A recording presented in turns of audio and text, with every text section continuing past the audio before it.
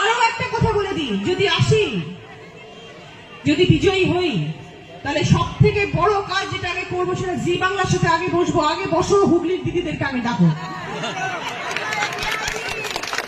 সবার আগে বলবো, ভাই আমাকে দিদি নাম্বার 1 করতে চাও, আমার হুগলি জেলার মানুষ আমাকে জিতিয়ে নিয়ে এসছে, হুগলি জেলার দিদিদেরকে আগে দিদি নাম্বার 1 ডাকবো, তারপরে সব দিদিরা আসবে।